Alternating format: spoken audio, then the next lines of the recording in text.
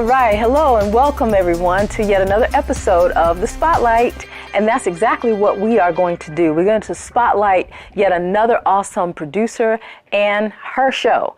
Tonight, I have with me the pleasure of having with me Miss Angela Puerto Real of DivaSpeaks Relationships. So, hi, Dawn. Hello, lady. Welcome, welcome, welcome. It's been a long time. It has. So good to see you. And thank you for having me. Absolutely. The pandemic just kind of put that buffer, that gulf between us. And it did. I'm glad to see you. I'm so glad to see you. Yes. So let's start with this name, because I know everybody, what's Puerto Real, who may not have seen the show yet. Okay. So give me the origin of that name. Angela Puerto Real, my last name. Both. Okay, Angela, my birth mom, may she rest in peace. I never knew her. Okay. It is rumored that she is part Ethiopian. Okay. So that's where Angela comes from. Mm-hmm. Puerto Real is my husband's name. Mm-hmm. He's from the island, the Dominican Republic. Mm-hmm. So, you know, I have this arrogance about me now that I say our name better than he does. Oh, okay. All right. Well, there's a lot of history and a lot of culture in there, and I can see Ethiopia. I can see it. So that's beautiful. Thank you. Yeah. And if you will, let's give us a little bit of background about DivaSpeaks. Where does that come from? Okay. So I started, so it was back around I think it was like the year 2019. Mm-hmm. And I was on a road with my husband, and we would listen to various shows in the truck. And some of I don't want to call the name, but it's a nationally syndicated radio show. Okay. And they would dispense advice, and I would always have a different perspective, not necessarily having a rebuttal or finding their advice to be problematic. I just thought that there was more that could have been offered to the conversation than what was presented, especially to readers or followers or fans that took the time out of their day to write into the show in hopes that their letter would be heard and to get some feedback. Right. So that was number one. Number two, I just thought it continues to be disheartening to listen to some of the information that is being broadcasted, and then at the end of it to be, you know, the people, whoever is in the subject matter, you know, you're making fun of them. So I decided to, at that time, start a podcast. And I did. DivaSpeaks Relationship Podcast was formed. And the more I got into it, you know, people from, you know, where I graduated high school, they helped me to remember I've always been that girl. Wow. I don't know. I didn't make the connection. But I've always been the girl, the young woman that people always sought out for advice. I've always been the person, even in between marriage 1 and 2. Okay. You know, family members would come to me, come to my house, invite me over, bring their friends over, and I'm the person that people would want to sit down and talk to about what was going on. I've always had that gift. Okay. So I decided to do the podcast, and that's where it started. And from there, oh my God. God has been amazing. I share the same hosting site as Access 21, so I'm not really promoting anything. That's the analytics showed that there was a lot of interest in the things that I was saying.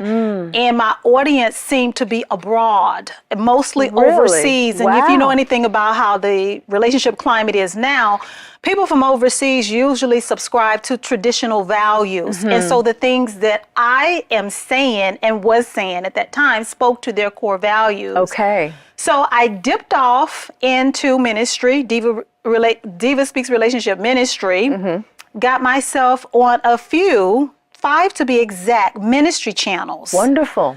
And if you add that to the fact that Access 21 has a Roku channel. Right. So at one particular time last year, I was on 8 different Roku channels. Wow. And I was getting feedback from each of them. All of them were saying the same thing, that the numbers were great, this and that. And I decided at that time, I want to see if I can get my own Roku channel for my show, right?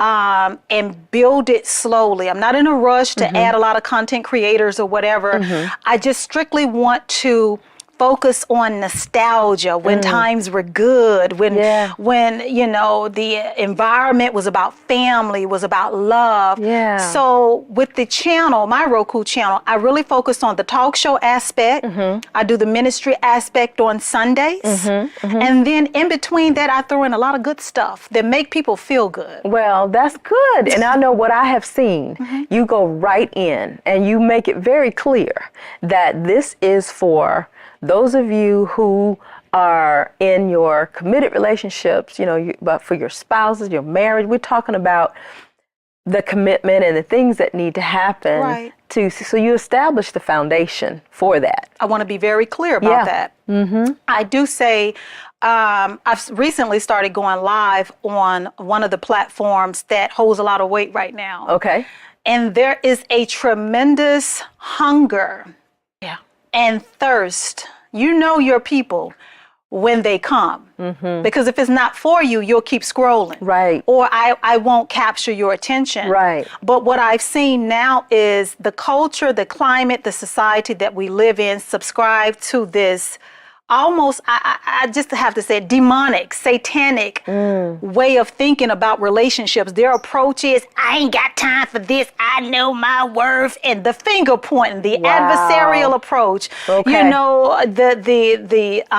chaos, no accountability. I'm just saying, this is not what it should be. So on my platform, just like you said, I am quick to let you know, if you like that type of entertainment, if you like the men versus the women and the finger pointing, my show is not for you. My content will bore you to death because I want to talk to the grown people. Okay. I want to talk to the people, even if you're not married, there's substance in what I'm saying. Right. Because I find that it is not when times are good that you want or you need anything. When you're first meeting somebody, well, there may be a conversation on what to identify as a red flag, a green flag, when to pump the brakes. But I find that people are in need when the enemy attacks the relationship. Okay, yeah. You are in need when something unexpected happened. It doesn't always have to be something that your spouse or your significant other has done. But for example, the death of a parent could trigger something and throw the relationship off base. Okay. Bad association can infiltrate your relationship. Okay. I know that personally. Okay. I know that bad association spoils useful habits, and I've watched how the enemy came in like a flood and almost destroyed everything that God had blessed me with. Wow. So when I talk and I approach all relationships from a standpoint, we need to keep the family together. Okay. Don't subscribe to this cancel culture. If it's workable, let's work it out. Right, right. Well, I tell you, it's good that you're talking about, because I was going to ask a question about what you were witnessing out there in this community. You touched base on it. People who are pointing fingers and not wanting to be accountable for their own actions. And so obviously you've seen that and you continue to see it. Tell me about the positive feedback that you've received from your viewers and people who want to know more about what you do. I get a lot of comments and I get a lot of emails that thank me for being transparent, that thank me for addressing issues. And what I would like to say is that I've said a lot of times, my show is about the kind of conversations that you have with your girlfriend, your trusted girlfriend. When you really you don't want nobody to know what's going on, because I'm super anal about privacy. But my show is to make you feel as if you're having that one-on-one with your girlfriend about what you're going through with your man. And you know that once this is over, this is where the conversation stays. Okay, yeah. I have received feedback that is what's coming across to my listeners. Good. And they like that because, you know, I value privacy. And if you're tuning in and if you're a loyal supporter, you value privacy too. And that's the one thing I'm talking about, things that you don't want to talk about, private matters, things that may be going on in the home or your relationship or your marriage that I can't talk to my family, mama, pawpaw, grandmama and them, because if I tell them, they're going to give me their opinions, and based on how they're feeling that day, I may get something different versus what God may have in store for me or God's plan and will for my life. So I'm going to just tune in to somebody that's got some basic common sense, a moral compass, and a woman of a particular age, and I'll hear. And if something grabs me, then I can take that and apply that in my own relationship. Right. And also, too, you were saying if you tell mama or you tell some family members, they'll bring their generation or the way they responded to those things. And a lot of things have changed. A lot, I think women have more of a voice now than a lot of past and previous generations. True. And we always do want to make sure that things are balanced, you know, when you talk about male, female, or the spouses and your significant other's opinion, you want to make sure that there's that balance. Of course. So that's another reason I would think would be in order for you to just kind of talk to people directly, and they can tune in and they can hear an unbiased, fresh and relatable perspective. Very much so. Yeah. Very much so. That's good. I believe in balance. You know, I believe it depends on, you know, what kind of litter, because that's the direction now that the show has taken on across all platforms, is addressing letters and issues that speak to basically what the premise of the show, but now you can hear that someone else is going through something that you may be going through, or you're trying to survive. Right. Or, you know, you're healing from. So in the letters, depending on, I hate to say this, depending on who's at fault, I'll address that gender. I recently had a letter, saddest thing, from a husband whose wife was pregnant. This is her third pregnancy, for example. And turns out her little secret came out. The wife is pregnant for someone else, possibly. Ooh. And the wife has given the husband something. The gynecologist. Okay. An STD. Right. Let's just say. So typically what you'll see on different social media platforms, you will hear a lot of gender bashing. Yeah. And because I am a certain gender, it would seem that I would point the finger at him, and not hold her accountable for what she's done. Right. But what I did in this particular instance was I did address, you know, the person that was wrong, but I also let the male know that, you know, I see some issues with you too. Okay. You know, having that balance. Okay. Well, that is a very sticky situation. Very. And unfortunately, I think it happens a lot. I think it happens a lot, and then you bring children into it. And so that's another whole dynamic, right? I would say that's the saddest thing, is when a relationship or a marriage begins to crumble. And you have children involved. Yeah. And the two of you are trying to figure it out.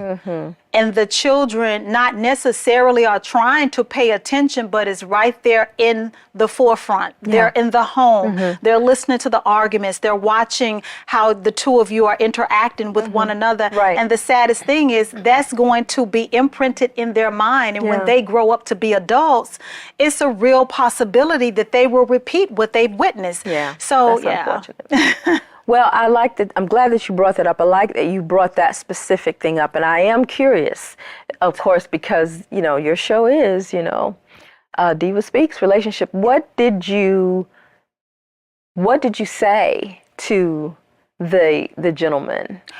Oh, Dawn, you're trying to get me in trouble. Well, now, let me back up. It's everywhere now. That may not be what you shared on your show. It is. It is? Yeah, I shared it. Okay, well, I didn't see that episode. Okay, so let me back up a little bit. Okay.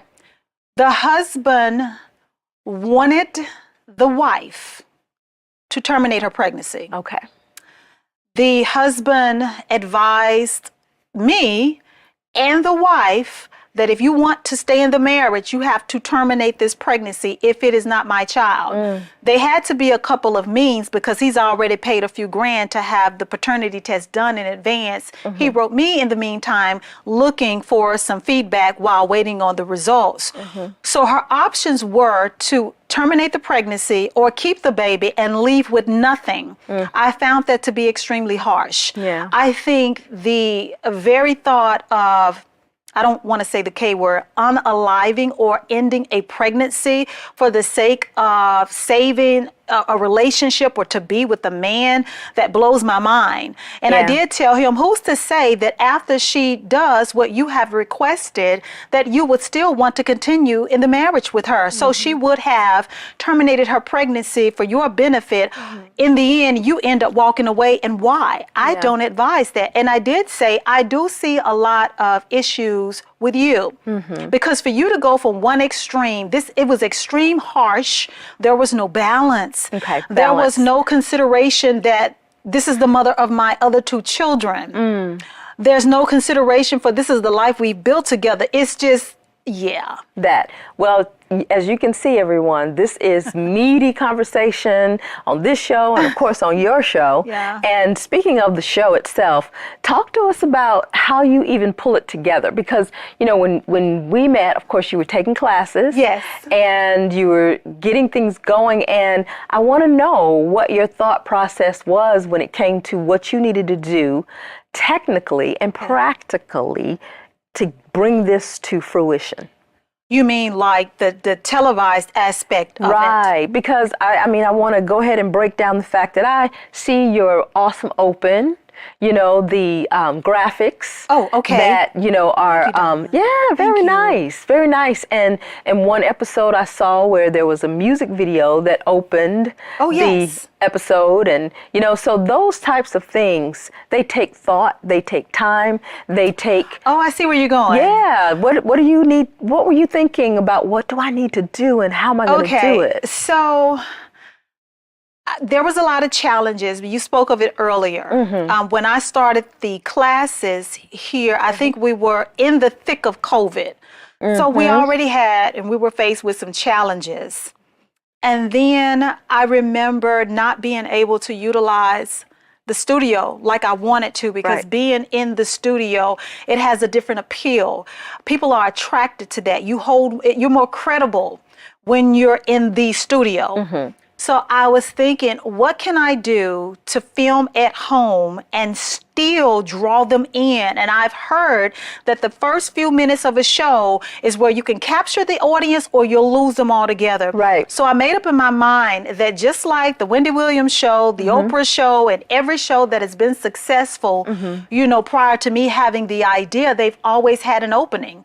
So what I did was I did my due diligence and I sought out services that I could pay for, that would put together an opening that would capture you right away. Because the show is called DivaSpeaks. So you need to feel when you tune in, okay, diva, okay, oh, I get it. Okay, she a diva.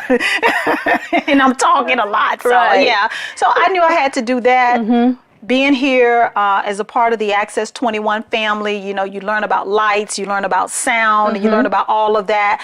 So I was equipped with the tools to build the show, but I needed to, in the idea, and I can talk obviously about relationships for days on end. You got your stuff. But, you know, I recall the station from time to time and ask different questions, you know, and I found out that I could pull information and different content from free websites and build a show versus just sitting here or sitting in the studio and talking. I need to give them a show.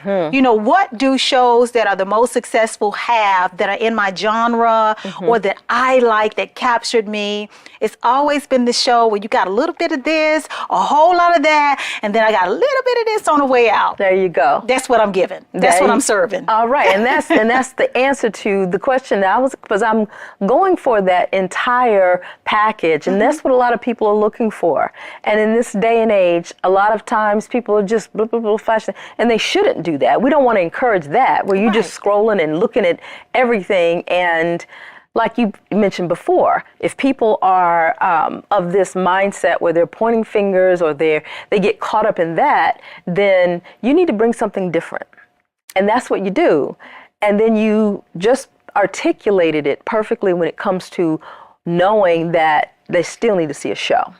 They do. And it still needs to be attractive. It still needs to pull you in. It does. So, very good. Thank you. Yeah. Thank you. Very good. And of course, I often hear you talk about your faith and how that has helped you in your own personal relationship, and then giving out to others. So talk to me a little bit about that. How do you bring that into the mix? Oh my goodness. What do you So for people that don't know, I am born and bred and a native of Dallas, Texas. Okay. My church home for many, many years until I moved here was the Potter's House. Okay. Under Bishop T.D. Jakes. I remember him saying something in the 90s. I don't know why it stuck with me, but it stuck with me. And it wasn't until I started to turn DivaSpeaks into a business versus entertainment that it clicked. Okay. All of a sudden, that sermon or that snippet of that sermon that I heard, it just shot out. He said that when you are operating in your divine purpose, the enemy will fight you the hardest in the very thing that you were called to do. I am not exempt from that. The moment that DivaSpeak took on a business, a brand, it became a brand, the very precise moment when I started DivaSpeaks Relationship Ministry, Satan went for my neck. I feel comfortable sharing that. And I remember what he said, and I'm like, okay, so I'm doing the right thing, Lord. I'm doing what I'm supposed to do. And then the temptation came. The temptation came, you know, people that, and this is how some of my sermons come about. And I say sermons for lack of a better word, but I'm talking about, I'm basing it or backing it with the word of God. I don't run with a pack. I'm not a cliquish type of woman. I have a very small circle. If I talk to you about something confidential, believe me, you rank very high in my life. I have gotten it wrong a couple of times. I have learned that even though people, you hold them in high regard and you can share information with them, if you listen to them, they would take you off base, or you will never know how good God can be. If you listen to them, you will find yourself in this cancel culture. I have also found that people take on this idea, and I'm being funny, but it makes a lot of sense. Two things. If the issue or the problem or the crisis that you're experiencing with your man, with your woman, with your husband, with your wife, with your boo or your bae, if the issue isn't fixed in 2 to 5 business days, they want you to write it off. Oh my. I ain't got time for that. I wouldn't be putting up with it. God wants you to be happy. No, stop, please. We're not doing, no. Maybe what God is trying to do is expose the flaws and the cracks in the foundation with the both of you. You didn't get to this season of struggle in 30 seconds. And if we have 2 fully grown, mature adults, why would you think if we're both stuck in our ways, which more than likely we are, that magically things are just going to get better? Everything takes time, and people want to rush the process and ruin the results. People want a testimony without having to go through the test. And then you get upset when you find yourself, you're without a husband or a wife, and you're watching other people work through theirs and God blessing them in a season of restoration, or they're experiencing the romance, the love, and the renewal of vows like never before. But you're sitting over there with your bitter self because you ain't have time for that. You tell them. When I speak passionately about not allowing the enemy to get into your ear. That's Even good. with the best of intentions, people can give you bad advice. Well, there People you can go. give you advice and you will find yourself single, feeling alone and feeling like you're depressed and feeling as if God failed you when that's not the case. Well, I tell you, speaking of alone, and we touched a little bit on the pandemic.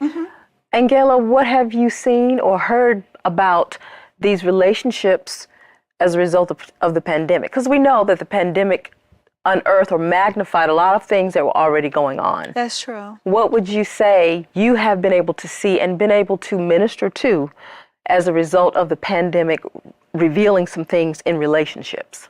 It exposed cracks in the foundation.